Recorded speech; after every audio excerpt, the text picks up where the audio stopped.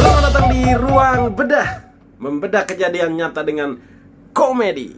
Jadi di konten terbaru saya ini, saya akan membedah kejadian-kejadian nyata dengan komedi, di mana kejadian-kejadian ini yang berhubungan dengan dunia kesehatan.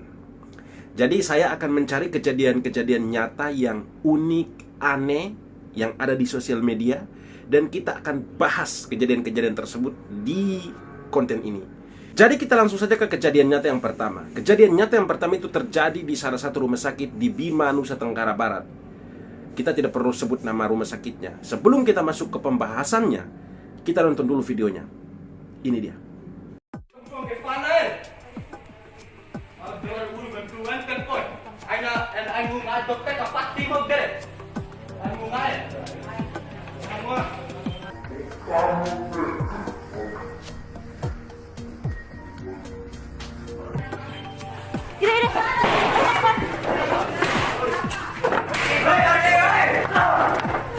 Oke, bagaimana? Kita sudah melihat video kejadian nyata tadi di salah satu rumah sakit di Bima, Nusa Tenggara Barat. Sekarang kita langsung ke pembahasannya, membahas kejadian nyata dengan komedi. Ini adalah Ruang Bedah. Mari kita bedah. Yang pertama, pertanyaannya adalah, apakah ada unsur komedi di video tersebut? Menurut saya, tidak ada unsur komedi di situ. Bahkan yang ada adalah unsur emosi. Jujur saya tuh pikir Rambo yang salah masuk IGD. Maksud saya begini, kenapa bapak-bapak itu bisa kepikiran masuk IGD bawa parang? Kenapa? Kenapa bapak bawa parang? Mending pergi ke kebun sembah rumput, Pak. Kenapa datang ke rumah sakit bawa parang? Nakes yang ada di rumah sakit itu, di IGD, mereka itu bukan musuh yang harus kita lawan dengan benda tajam. Kalau mereka takut terus kabur, bapak mau jadi perawat di situ? Kan tidak mungkin, Pak. Kenapa kepikiran datang ke rumah sakit bawa parang, Pak? Jadi curiga bapak ini kalau misalnya dia pergi kebun, pasti dia bawa stetoskop, bukan bawa parang. Jadi terbalik begitu. Karena dari kelakuan dia ini kita bisa tahu begitu kok. Bisa bapak kepikiran datang ke rumah sakit bawa parang begitu.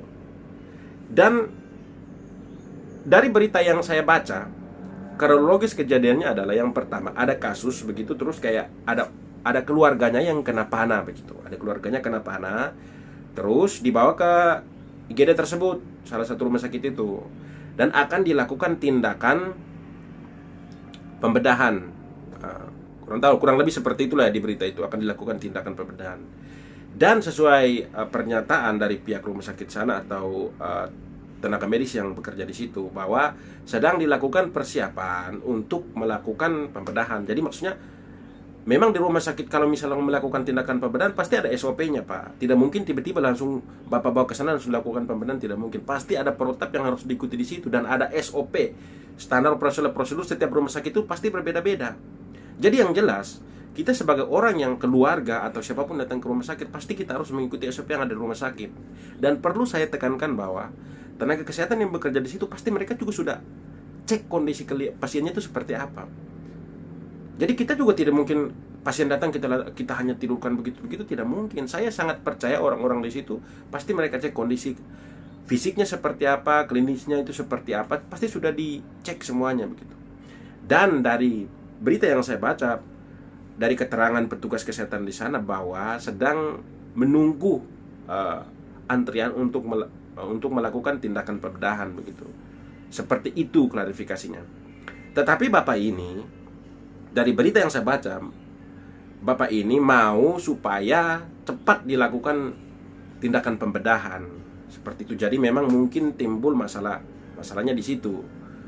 Nah, ini yang saya perlu menginformasikan juga buat kita semua orang-orang awam di luar sana, bahwa semua tindakan yang dilakukan oleh tenaga medis di rumah sakit itu berdasarkan SOP yang ada di rumah sakit. Oke? Jadi tindakan kayak misalnya, jangan jauh-jauh tensi pasien. Tensi pasien itu kelihatan sangat mudah, tapi ada SOP-nya. Ada SOP kita melakukan pengukuran tanda-tanda vital. Ada tensi, ukur suhu, cek nadi, pernapasan, segala macam. Itu kita pelajari semuanya. Tenaga kesehatan, mau dokter, perawat, semuanya pasti mereka pelajari itu. Dan ada SOP-nya diatur di setiap rumah sakit. Dan begini, kalau memang masalahnya di keluarganya memaksakan harus cepat, mungkin ya kita harus dari segi saya menilai bahwa mungkin wajar karena kalau misalnya ada keluarga kita yang sakit, pasti kita akan panik, kecewa segala macam. Pasti kita akan terburu-buru karena kita prihatin dengan kondisi keluarga kita begitu. Itu memang wajar, itu tidak bisa dipungkiri. Tetapi tidak perlu takut karena petugas kesehatan yang ada di situ pasti mereka juga mengecek kondisi klinis dari pasien tersebut. Seperti itu. Dan ditambah lagi dengan SOP yang harus diikuti di rumah sakit tersebut. Saya rasa untuk masalah-masalah seperti ini harusnya teman-teman semua di luar sana juga tahu begitu. Jadi supaya nanti kalau datang ke rumah sakit, entah datang untuk berobat ataupun menghantar keluarga yang sakit, setidaknya tahu bahwa di rumah sakit itu ada SOP yang berlaku begitu. Jadi tidak semerta-merta Anda datang ke rumah sakit tiba-tiba saya langsung melakukan tindakan segala macam, semua itu ada SOP-nya begitu. Ruang bedah kita kali ini sangat panas. Jadi membedah kejadian dengan komedi. Dari tadi itu sebenarnya tidak ada komedinya. Yang ada kayaknya edukasi dan emosi.